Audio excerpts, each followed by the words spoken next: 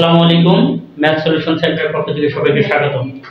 আজকে আমরা সপ্তম শ্রেণীর গণিত অনুশীলনী 7.2 পার্ট 4 এই পর্বে 12 থেকে 12, 13, 14, 15 চারটি অঙ্ক থাকবে। বিগত পর্বে আমরা 11 পর্যন্ত শেষ করেছি। দেখো 12 নম্বর প্রশ্ন কি আছে? লিজা ও শিখার বয়সের অনুপাত 2:3। তাদের দুজনের বয়সের সমষ্টি 30 বছর হলে কার বয়স কত? অর্থাৎ দুজনের বয়সের অনুপাত দেওয়া আছে এবং সমষ্টি দেওয়া আছে, শুধু কার বয়স কত সেটা বের করতে হবে। লিজা শিখা কত আছে? 2, 3। তাহলে অনুপাতের দুটো রাশি আছে, অনুপাতের রাশি দুটির যোগফল 2, 3। অর্থাৎ লিজার বয়স 5 ভাগের 2 ভাগ আর শিখার বয়স 5 ভাগের 3 ভাগ। লিজার বয়স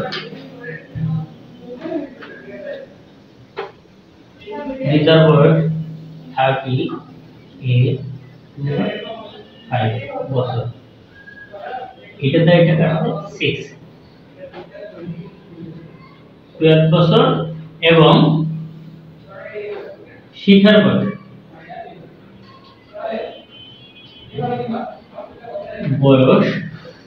38/3/5।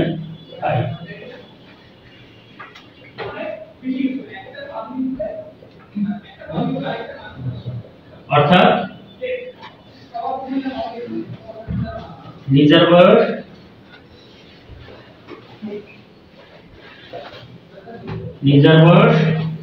12 বছর, শিখার বয়স 8 বছর। একদম সহজ অঙ্ক, এটা তোমরা ক্লাস 6 এ শিখে এসেছো। এই অনুপাতের অঙ্কটা 6 এ শিখেছো। এরপর 13 নম্বর কি আছে? একটি ক্রিকেট খেলায় ইমন ও সুমনের মোট রানের সংখ্যা 58।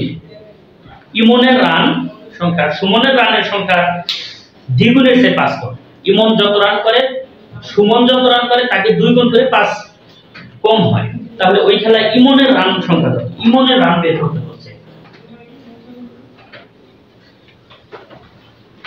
13 নম্বর। তাহলে আমরা মনে করি ইমনের রান সংখ্যা x। ইমনের যদি x হয় তাহলে সুমনের কত হবে? সুমনের রান সংখ্যা দুজনে করছে 58, এর মধ্যে থেকে ইমন x রান করে ফেলছে। 58 থেকে যদি আমরা x বাদ দেই বাকি টাকা সুমনের। প্রশ্নে বলছে, প্রশ্ন মতে ইমনের রান কত হবে? এই যে সুমনের রান আছে, সুমনের যে রান আছে তাকে 2 দ্বারা গুণ করতে হবে। সুমনের যে রান আছে তাকে 2 দ্বারা গুণ করতে হবে। 2 দ্বারা গুণ করে তার থেকে 5 বিয়োগ করতে হবে।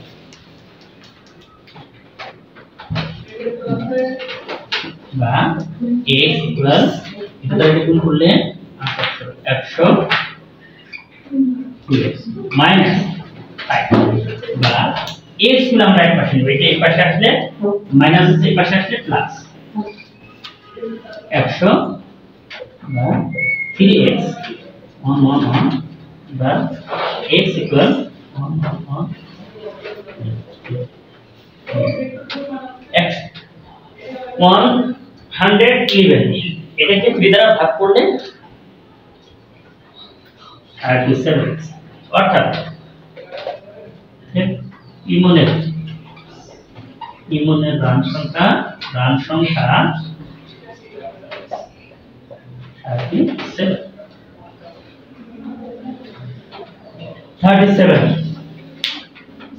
সবাই খাতা উঠাও, খাতা তুলে নাও। এরপর আছে 14 নম্বর। 14 নম্বর অঙ্কটা বলছে একটি ট্রেন ঘন্টায় 30 কিলোমিটার বেগে চলে কমলাপুর রেল স্টেশন থেকে নারায়ণগঞ্জ স্টেশনে পৌঁছালো। ট্রেনটির বেগ ঘন্টায় 25 কিলোমিটার হলে 10 মিনিট সময় বেশি লাগবে। দুই স্টেশনের মধ্যে দূরত্ব কত? অর্থাৎ কমলাপুর থেকে নারায়ণগঞ্জের দূরত্ব নির্ণয় করতে বলছে। কমলাপুর থেকে নারায়ণগঞ্জের দূরত্ব নির্ণয় করতে বলছে। আমি ধরি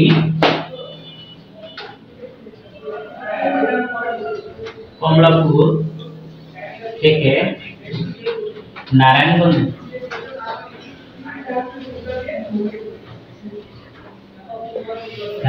দূরত্ব x কিলোমিটার।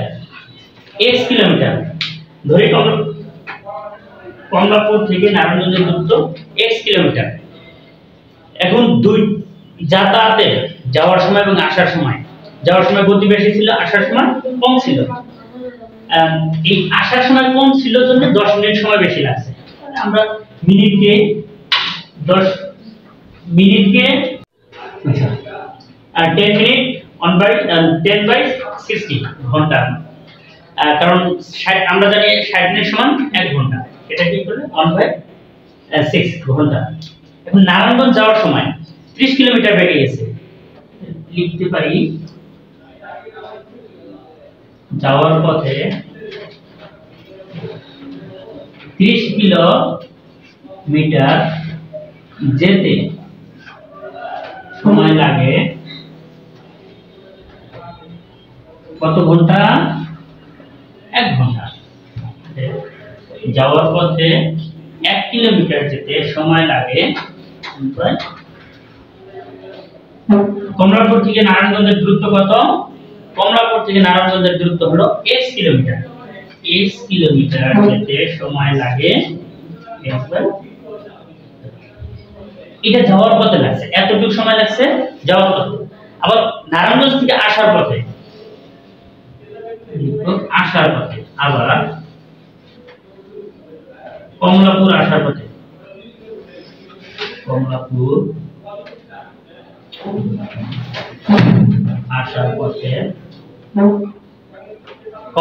আসার পথে 25 কিলোমিটার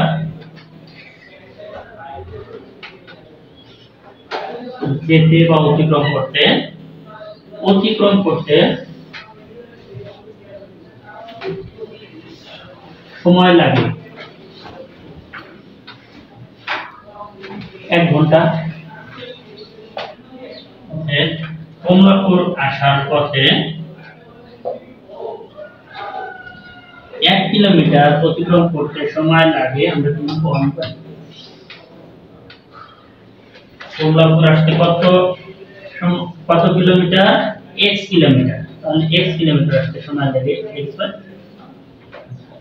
এখন দেখো প্রশ্নে বলছে এইখান থেকে এটা একটু আসার সময় আস্তে আস্তে যাওয়ার সময় জড়ে গেছে, অর্থাৎ 30 কিলোমিটার বেগে গেছে, 25 কিলোমিটার বেগে আসে আর একটু স্লো আসছে, তাতে সময় লাগছে কত?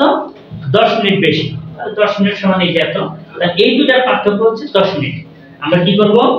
এই দুটার পার্থক্য করব x/25 x/30 x/25 x/30 এই দুটার পার্থক্য করব আমরা।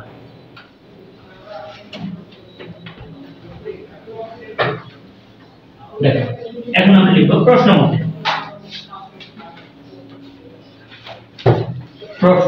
মতে x/25 x = 1/6 বা লসাগু 25 এবং 30 এর লসাগু হচ্ছে 150 6x - 5x। অর্থাৎ এই 125 কে 25 দ্বারা ভাগ করলে 6, 6 কে দ্বারা হচ্ছে 6x মাইনাস 30 দ্বারা ভাগ করলে 5 x বাই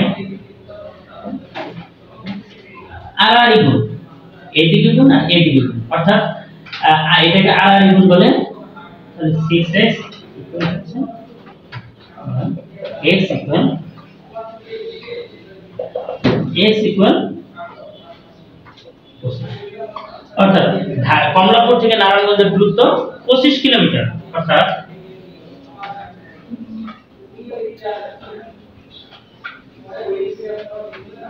কমলাপুর থেকে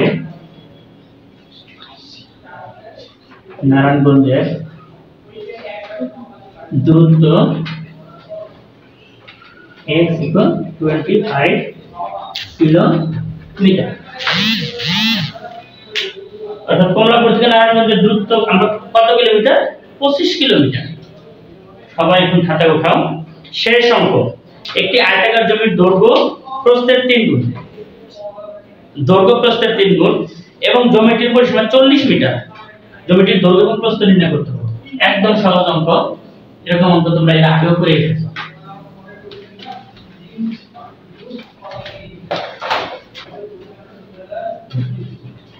তাহলে ধরি প্রস্থ x কিলো x মিটার,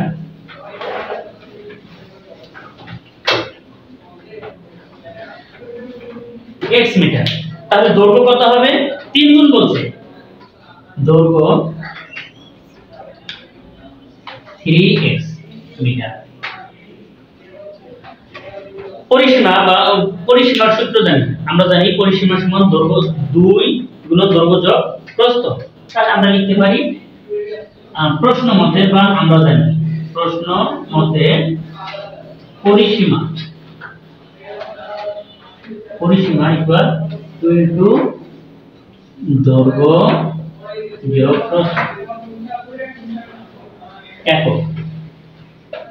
বা দেখো পরিসীমা দেওয়া আছে, তোমার প্রশ্নে উল্লেখ করা আছে 42, দৈর্ঘ্য কত? 3x প্লাস x মিটার, বা 42 ইনটু 4x মিটার, বা 48x মিটার। তাহলে এটাকে পাশে নিতে হবে পাশে, বা 8x 40x equal 48 অর্থাৎ x equal 5। অর্থাৎ আমরা প্রস্থ পেয়ে গেছি। অর্থাৎ প্রস্থ কত? প্রস্থ 5 মিটার। অর্থাৎ প্রস্থ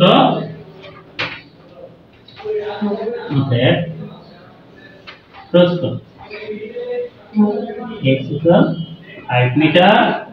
দৈর্ঘ্য কত হবে? 3x, 3 into 5 metre, 15 metre. অর্থাৎ দৈর্ঘ্য এত, দৈর্ঘ্য 15 মিটার, প্রস্থ। সবাই 11 থেকে 12 থেকে 15 পর্যন্ত অঙ্কগুলো একবার করে খাতা উঠাবা, দেখে দেখে যদি কোথাও কোনো সমস্যা থাকে তাহলে কমেন্ট বক্সে অবশ্যই প্রশ্ন করবে। সবাইকে ধন্যবাদ।